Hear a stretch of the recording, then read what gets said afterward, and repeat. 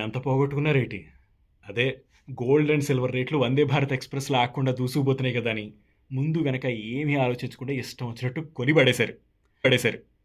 చాలామంది middle class వాళ్ళు present ఇప్పుడున్న రేట్లతోటి మనం ఫ్యూచర్‌లో కొనగలమో లేదో అన్నటువంటి భయంతో కొంటే, కాలేజీలకి వెళ్ళేటువంటి స్టూడెంట్స్ ఎవరైతే ఉన్నారో వాళ్ళు రూపాయి పెడితే రూ. 2 వస్తుంది కదా అనేటువంటి ఆశతోటి వాళ్ళ దగ్గర ఉన్న డబ్బులతో పాటు వాళ్ళ దగ్గర వీళ్ళ దగ్గర అప్పులు చేసి మరి కొన్నారు, ఇన్వెస్ట్ చేశారు, నష్టపోయారు. ఎందుకంటే స్కై హైలోకి వెళ్ళినటువంటి ఆ రేట్లన్నీ కూడా తిప్పి కొడితే నేలకొచ్చేసాయి. 4,25,000 దగ్గర నుంచి 2,50,000 దాకా సిల్వర్ రేట్లు పడిపోయాయి. గోల్డ్ కూడా అదే రేంజ్లో పడింది అనుకోండి. బట్ కొంచెం సిల్వర్తో కంపేర్ చేస్తే కొంచెం తక్కువ పడింది.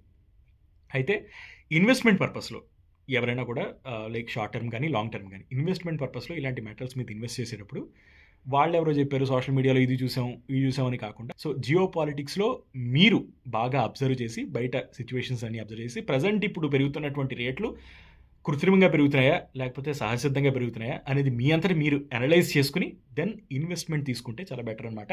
సో ఎలాంటి ఫ్యాక్టర్స్ అబ్జర్వ్ చేయాలి? అసలు ఎప్పుడు ఈ మెటల్ రేట్స్ అనేవి ఇంక్రీజ్ అవుతాయి? సో దీన్ని మీరు అబ్జర్వ్ చేస్తే ఏదైనా ఇన్ఫ్లుయెన్స్ చేయగలిగినటువంటి దేశాలు like America, Russia, China, India ఇలా, సో ఇలాంటి దేశాలు డైరెక్ట్లీ ఆర్ ఇండైరెక్ట్లీ యుద్ధంలో పార్టిసిపేట్ చేసినప్పుడు డెఫినెట్లీ ఈ మెటల్ రేట్స్ అనేవి పెరుగుతాయి. గత సిరీస్ ఆఫ్ ఇయర్స్గా లేకపోతే మొన్నటి వరకు మనం చూసుకుంటే అమెరికా ఇష్టం వచ్చినట్టు టారిఫ్లు వేసేస్తుంది ఆ దేశం మీద, ఈ దేశం మీద, ఆ దేశాన్ని ఆక్యుపై చేస్తుంది, ఈ దేశాన్ని ఆక్యుపై చేస్తుంది. అటుపక్క రష్యా ఉక్రెయిన్ వారు అండ్ ఇండియా పాకిస్తాన్ మొన్నే ఈ యుద్ధాలు జరిగాయి. అండ్ అటుపక్క చూస్తే మీరు ఇరాన్లో సిచ్యువేషన్స్ అసలు బాగాలేవు. సో ఇలా మొత్తం జియో పాలిటిక్స్ అంతా కూడా గందరగోళంగా ఉంది, కన్ఫ్యూజ్డ్ స్టేట్లో ఉంది.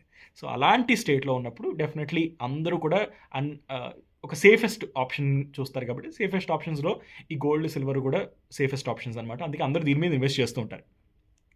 జరుగుతున్న బయట యుద్ధాలు ఇవన్నీ కూడా జరుగుతున్నంత కాలం ఈ రేట్లన్నీ కూడా పెరుగుతుంటే బయట ఆ సిచ్యువేషన్స్ కంట్రోల్ అయితే డెఫినెట్లీ ఇవి కూడా పడిపోతాయి అనమాట.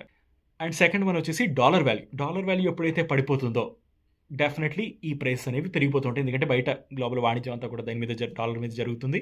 అండ్ డాలర్ మీద పెట్టుబడి పెట్టి వాళ్ళు లేకపోతే అక్కడ ఉన్నటువంటి ప్రభుత్వ బాండ్ల మీద పెట్టేటువంటి వాళ్ళు ఎవరైతే ఉన్నారో వాళ్ళకి రిటర్న్స్ తగ్గిపోతాయి. డాలర్ వాల్యూ పడిపోయినప్పుడు రిటర్న్స్ తగ్గిపోయాయి కాబట్టి దానికన్నా ఎక్కువ రిటర్న్స్ వచ్చేది ఆర్ సేఫెస్ట్గా ఉండేది ఆబ్వియస్లీ గోల్డ్ అండ్ సిల్వర్ కాబట్టి ఆర్ మెటల్స్ కాబట్టి, సో వీటి మీద ఇన్వెస్ట్ చేస్తూ ఉంటారు. ఈ రేట్లు పెరిగిపోతూ ఉంటాయి. థర్డ్ వన్ వచ్చేసి డిమాండ్ బాగా ఉండి సప్లై తగ్గిపోతే అప్పుడు కూడా ఆటోమేటికల్లీ ఆ రేజ్ అనేది దీంట్లో కనిపిస్తూ ఉంటుంది అనమాట. సో ఈ ఫ్యాక్టర్స్ అన్నీ మీరు అబ్జర్వ్ చేసుకుని బయట సిచ్యువేషన్స్ని, అంటే ఏదైనా యుద్ధాలు జరుగుతున్నప్పుడు ఆబ్వియస్లీ పెరుగుతాయి, అప్పుడు పెట్టకూడదు. మనం నిజంగా బయట సిచ్యువేషన్స్ అన్నీ స్టెబుల్గా ఉండి డాలర్ కూడా హైలో ఉండి సో అలాంటి మూమెంట్స్లో మెల్లమెల్లగా ఇంక్రీజ్ అవుతుంది అంటే దెన్ అక్కడ మీరు తీసుకోవడం బెటర్. లేదు అనుకుంటే సైలెంట్గా కామ్గా సేఫెస్ట్ ఆప్షన్స్ వేరేవి చూసుకోవడం బెటర్.